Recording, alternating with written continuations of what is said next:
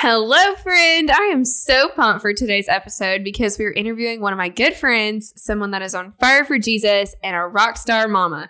Megan is 27 years old, born and raised in a city in Hawaii that I literally cannot pronounce, nor am I going to try, and is currently living in Gaffney, South Carolina. She is wife to Alex Trammell and mama to two precious babies, Caleb and Olivia. Let's welcome Megan Trammell to the podcast as we hear her heart and her story that has shaped who she is and how she lives today. Let's do it.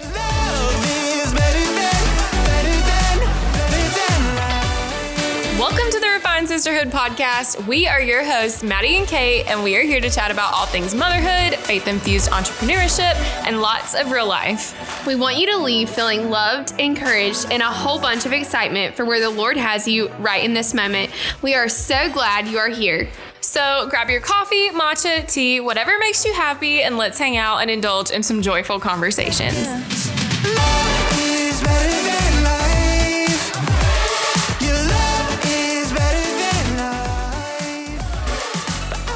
Hello, friends. It's Maddie and Kaitlin here. Hello. Welcome back to the Refined Sisterhood podcast. And I am so excited about this episode today because we get to interview one of my good friends. Her name is Megan Trammell. And fun fact, we cheered together in college. We got to meet in college. We went to Mexican literally 3 to 4 times a week. And we just got to do life together. And through that, I learned so much about Megan and her heart. And she is one of the most on fire for Jesus people I've ever met. And I'm just really honored that she is willing to be on our podcast. Yes, me too. I'm so excited. So excited. So, Megan, we're going to let you introduce yourself a little bit. But before we get started, we have to talk about it. Everybody, we try to get their fun facts. And we know that you gave us a ridiculous fun fact that I was like, oh my gosh, are we supposed to laugh at this? Or is this not a laughing matter? So, can you tell us about your fun fact? Because I think people are going to find it very interesting.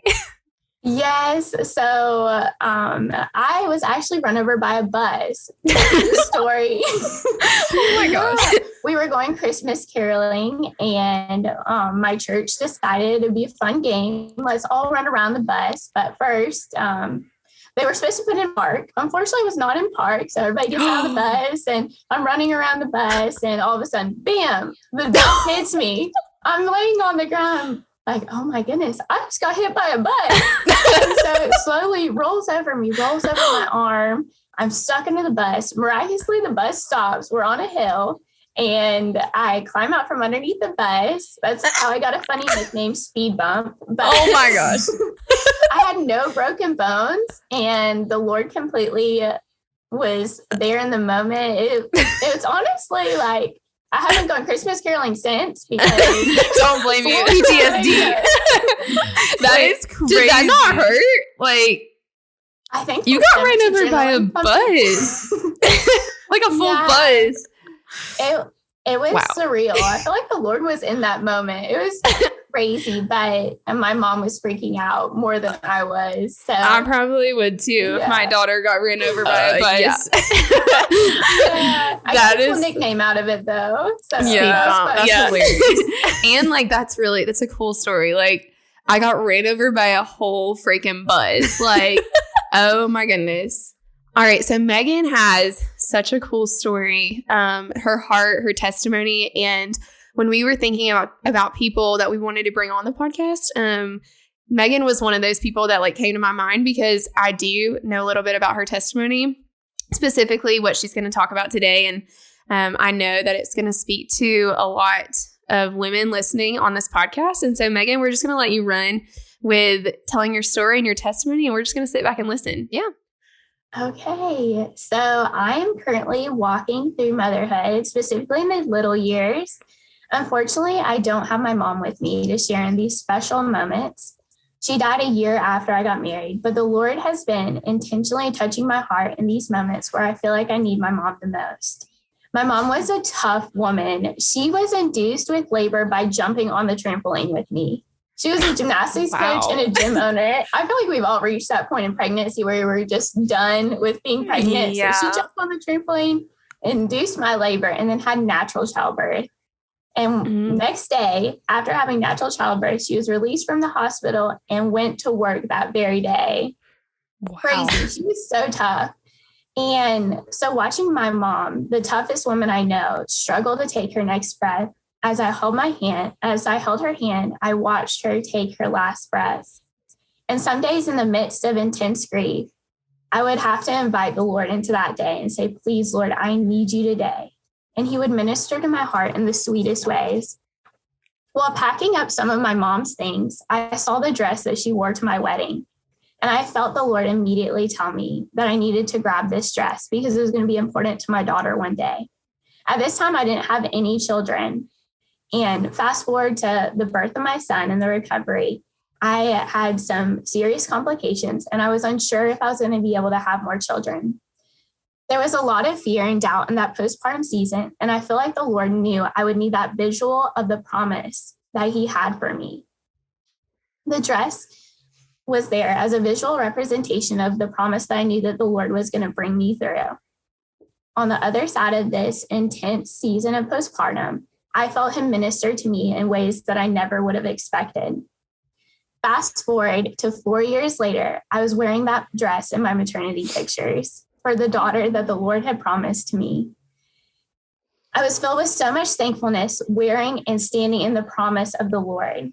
He spoke to my heart so many years earlier that he was going to do it. And seeing the Lord's faithfulness, I felt like even though my mom wasn't there, my mom was able to be in the moment and I was still able to honor her. The day I gave birth, I felt the presence of the Lord. When my daughter was born, I looked at her, at those tiny, fresh, new little hands. They were my mom's hands. Wow. Now seeing them is a complete redemption story because the last time I saw my mom's hands, they were broken, bruised, tattered, and seeing these little hands of my daughter has been so sweet as the Lord has ministered to my heart, even in that he is holding me in the midst of those times when I'm hurting most. He is encouraging me and he is grabbing my hand and walking me through every single moment, no matter how hard. And I just want to say that losing my mom put in perspective how important the role of a mom is. Motherhood is truly a calling. It has challenged me to see the miracles and the mundane. Some days motherhood is tough. I think especially in the little years, where some days you feel as though you're just treading water. One of those tough days, my friends were encouraging me and we started talking about David. Now, when we think about David, we know he was called to be king. But before he was called to be king, he was called to be a mighty warrior. But even before a mighty warrior, he was called to be a musician in the king's court. And before being a musician in the king's court, he was called to kill Goliath. And even before killing Goliath, he was called to be a shepherd. That season of shepherding was the foundational calling in his life. It certainly wasn't the most glamorous, praised, or well-known, but that season is where he learned how to walk closely with God, how to fight, and how to worship. It was in that season that I learned the most unimportant was really the building block that every one of the other callings was built on. I want to encourage you that whatever season you're in, it has purpose. Today, that dirty diaper you're changing, those toys you're picking up for about the 10th time, the laundry that never seems to end, every task in front of you is an opportunity to love your husband and your children well, and that is kingdom work. It says in Matthew 6:33, seek first the kingdom of God and his righteousness, and all these things will be added to you. In motherhood, you have the special opportunity of sharing the gospel with your children and shepherding their hearts for Christ. Your prayers for them make a difference. Your example you set to them as being image bearers of Christ is powerful. And I just want to say there also is a company that I absolutely love. It's called Living in the Light Co. And I have several shirts for me and my little ones from them. And one particular shirt says, Motherhood is ministry. And I feel like they're 100% correct. Motherhood is ministry. What you're doing right now is sharing the gospel and laying a foundation for your children. And I just want to close with this piece of encouragement that you are uniquely equipped to handle whatever it is that God has called you to do. God has a purpose for you, whatever season you're in.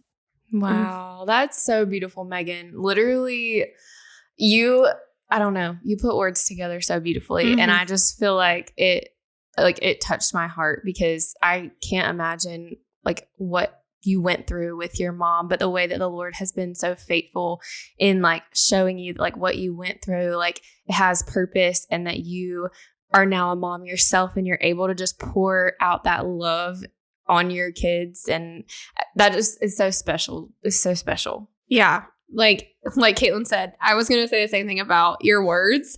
You're so good at crafting your words to just speak life to people. And you always have been. And I had the honor of getting to meet Megan's mom multiple times. She was always at our games in college, and she was such a sweet woman. And I know that like your mom would be so, so, so proud of you, Megan. Like you are such a good mom. You're such a good friend. And like, I cannot wait for Caleb and Olivia to grow up and just like get to know your mom's testimony and like see you walking in her light. And so really proud of you. I did want to ask though, when you went through that season of life, specifically like when your mom passed away, was there something that like you just were really comforted by, like you just clung tight to, something that helped get you through that season maybe? Yes, I have to say, my mom absolutely adored Maddie. She loved Maddie. I loved her. And she would be cheering you on right now from heaven also. Well, something that really encouraged me is that when I needed the Lord the most, it was amazing how he would show up. I would just say, Lord, I need you today. And he would come through the most miraculous ways. Like, for example, we would go on Chick-fil-A dates, me and the Lord. I know that sounds crazy. Like I want to talk to someone as if they weren't there, but the Holy Spirit would show up, and supernaturally my meal would be paid for, and somebody would come up and give me an encouraging word. And so inviting the Lord into like simple as a car ride. My mom and I loved road trips. So I'd be like, Lord, like even this reminds me of my mom. And he would come in there and a song would come on the radio that would touch my heart, that would slowly mend like every wound that I felt like in losing my mom. He was there to faithfully touch that wound and heal it. And not only that, but now I feel like my mom is in heaven cheering me on, and she's interceding like the great cloud of witness. She is there, a part of that, and praying into the future generations. And I think that that is also powerful. Yeah, definitely. It's kind of like interesting because we actually had a guest on our podcast not long ago, and she talked about how she lost her dad a few years ago. And she was kind of talking about how like the Lord would show up in like the moments when she needed him the most. And like she gave an example of like how he like tangibly did that. And it's so cool to hear that like it's not just her, like he does it. He's close to the brokenhearted, and we know that. Yes. And he comes into those moments and can like tangibly give you something that is comforting and peaceful. And it's like, you just know he's there and he's got us. And so that's really beautiful. Yeah, for sure. Yeah. I also loved hearing about how the Lord's just been what he's been teaching you through, like you becoming a mom, and how I know you didn't like elaborate on it. Maybe we can have you on the podcast again one day to talk about your birth experience with Caleb, because I do know a little bit about that too. And just like what he taught you through that, and how he was there through all of that, and how you thought maybe you would never be able to have more kids because of that experience. And he, like you said, it was such a redemptive story with your mom, but also redeeming the birth of Caleb and just healing those wounds. And then you had Olivia not too long ago. And so it's just been like really cool to watch you walk through that. But also I loved what you said about how basically like motherhood and just there's so much magic in the mundane. And I think that Kaitlin and I talk about this quite often, and we have an episode where we do talk about the mundane, the power of the mundane of motherhood. And I think that it's just so easy for us to get so caught up with, this is so much work all the time. Like it's so much of the repetitive work, right? So we get up, we do the same routine. Like we live off of routines when it comes to kids. If we aren't on routine, everything hits the fan, right? Like, and so I think that we have learned, like, we have these routines in place, and it does get so mundane, but it's so cool how you said the whole story about David, because I know for me, when I think about David, like, we all think David and Goliath or David as king, or like we think of these big stories, but we forget that at the beginning of it all, David's story started with him being a shepherd, and like that is such holy work. And we get the honor of doing that with our own kids. And so it's just really cool to like hear that from another mom, because it's something we like preach to ourselves, like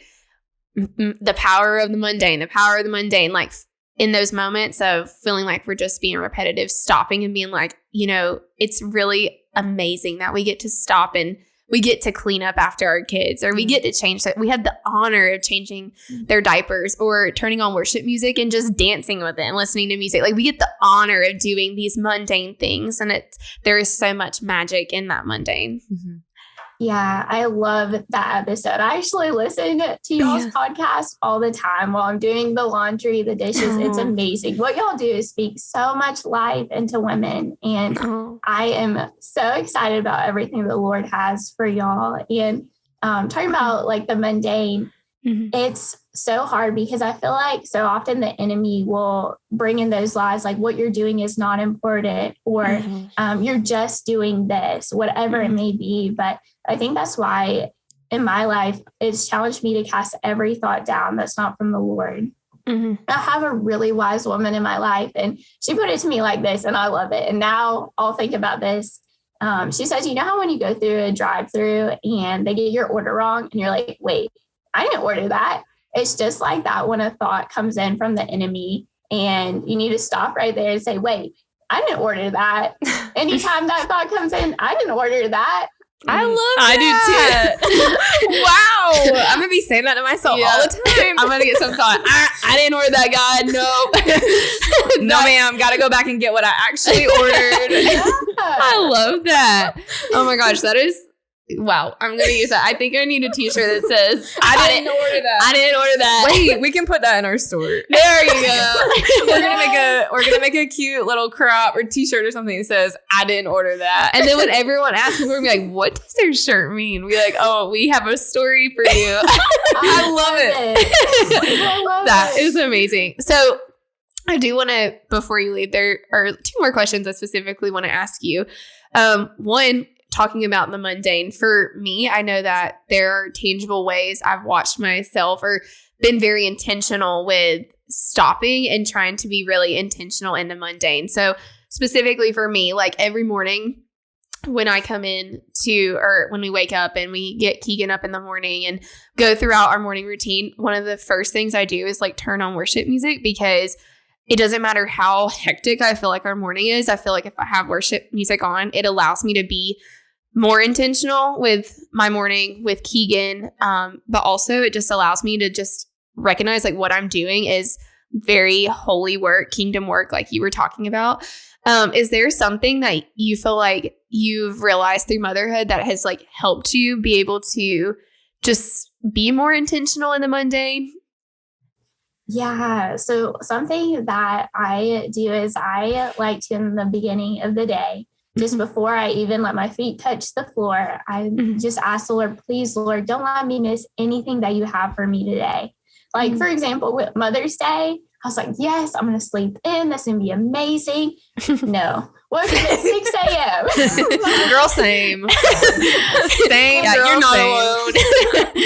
It's so hard in those moments to be like thankful and grateful. But if you find that you're in that moment of waking up at 6 a.m. on Mother's Day, like I'm sure we all have, y'all have, I have, and then just pausing and saying, Lord, I don't want to miss what you have for me in this moment. And that day we went for a ride to Starbucks, and the Lord painted the most beautiful sunrise. And he's like, I didn't want you to miss this moment.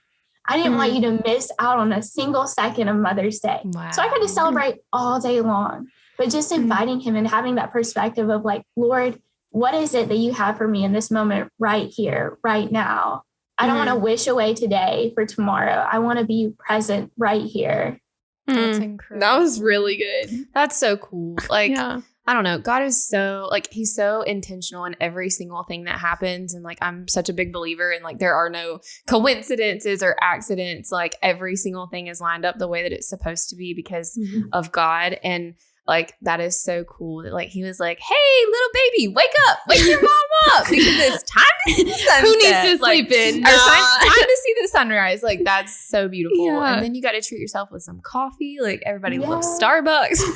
But yeah, that's really cool how he like is meeting you in those moments and you're noticing it, like you're not missing it. And I think that's really intentional, like the way that you're asking him every day, like, hey, God, don't let me miss anything that is like going to touch my heart today or going to teach me something, because I think that's so important. And it's so easy for us to like just wake up and start our day and not even think and just kind of like, I don't know, like with the mundane, it's so easy to just like go through the motions and like do the things without even thinking about it or just like trying to get it done as fast as possible.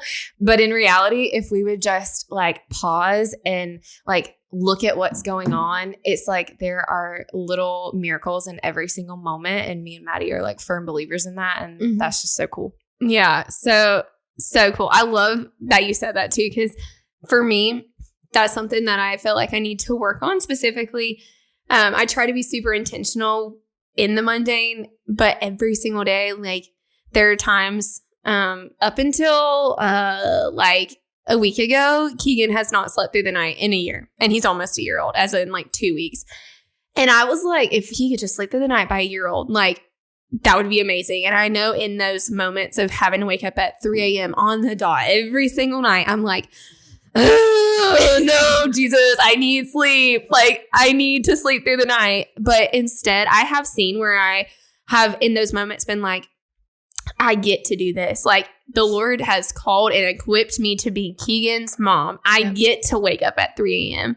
And when I have changed my mindset and said that and it had a spirit of thankfulness instead of like moaning, then I feel like I get so much out of it. Just like you said, like you saying you don't want to miss out on a single thing the Lord has for you, like that in that day, like that is so amazing. And I'm going to write that down in my Bible and I'm going to preach that over my life every day, because there are days that I'm guilty of being like, okay, today's just a day. Like we just got to get to tomorrow, you know, but we do miss out on a lot. And then one day we're going to get to where we are grown and our babies are out of our house. And then we're going to be like, come back. Like you can wake up at 3, 4, 5 a.m. We don't care, you know? Yeah. Yeah. I feel like in those moments too, like at 3 a.m. when you're praying over your baby and like having that perspective shift is so hard in those moments, but it does make a difference in the kingdom. Like so many days I'm like in the nitty gritty of like changing another diaper, doing laundry, and then the Lord will say, have you shared about me with your children today?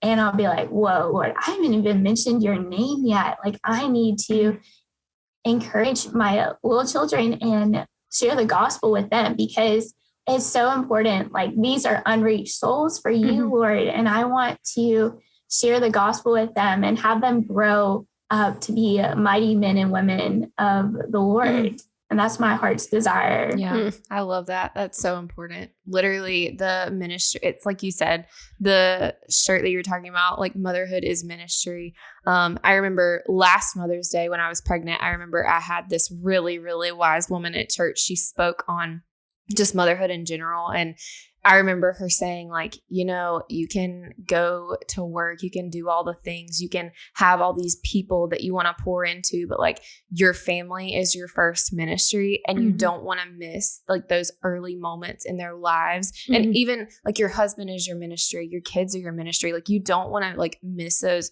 opportunities and like just go through the motions. Like you really want to make sure that like you're shepherding your children well. And I know that's something I'm like, I mean, I only have a 9-month-old, so he would have really no idea what I was talking about, but I feel like that's not an excuse. And now is like the time to at least practice, like getting in like the swing of, okay, every day we wake up and we should like read a Bible story because he has like a book of Bible stories, or like I need to like pray over him and like get in the habit of that, so that like when he is old enough and he starts really understanding, he sees that like his mom is like faithful in like shepherding my own children. And like if I'm not doing that every day, it's like you're more likely to like miss the little moments and also miss opportunities with your children. So I absolutely love that.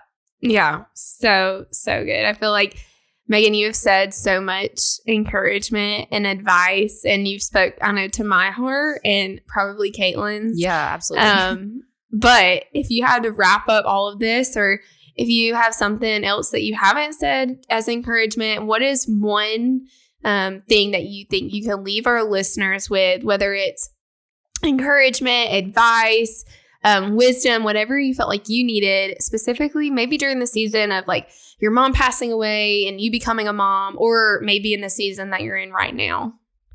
Yeah. So at church recently, we were having this series, and they talked about how it's okay to have joy and sorrow at the same time. And that's something that I'd never really thought about before, how you can have immense joy that your child just took their first steps, or that your child just slept through the night. But also you can have sorrow at the same time of like, my heart longs that my mom would be there with me to share in these moments. But I think in those moments where you have the joy and the sorrow, to give yourself grace, and that the Lord wants to come and be with you in those moments. So one thing that I've had to do is just invite him into that place. Like, Lord, I need you now. And then watch as he shows up in those moments. And I'm just so thankful that the Lord will continue to show up. He never fails. He never stops pursuing you. He is always there to meet you in the place that you're in. Megan, you're so profound in your words. And so like, you can see how much you love Jesus just through your words and through the way that you talk. And so I'm thankful to call you a friend. If you don't have a Megan in your life, I encourage you to get a Megan in your life. For sure.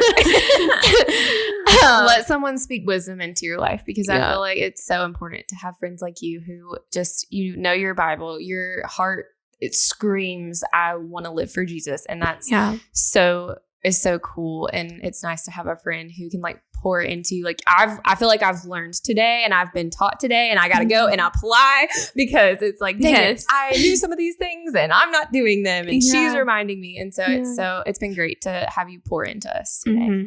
Thank y'all so much for having me. Y'all are amazing and two of the most intentional people I know. So it's been such an honor. Well, thank you. We love that we got to have you on the podcast. It's an honor for us to have you and have you speak wisdom over Kaitlin and I, but also over the people that are going to listen to your episode. Like, we are just so excited for what the Lord's going to do through you in the podcast. But we are so thankful to have you. And thank you guys so much for being here. We hope that you got to take something away from this episode. We believe that you probably can, because we know we can. And hopefully it's stuff that you can apply to your own life. We love that you're here. We launch new episodes every Wednesday. And thank you for being here. We love you guys, and we'll see you next week. Bye. We had so much fun getting to hang out with you today, and we hope that you are feeling encouraged, loved, and full of purpose. If you've enjoyed today's podcast episode, we would absolutely love it if you would write us a review so that we can hear how we encouraged you. And if you haven't subscribed, go do that right now. Also, you can join the sisterhood by finding us on Instagram at The Refined Sisterhood. Okay, friend, we hope you have the best week, and we will see you in the next episode.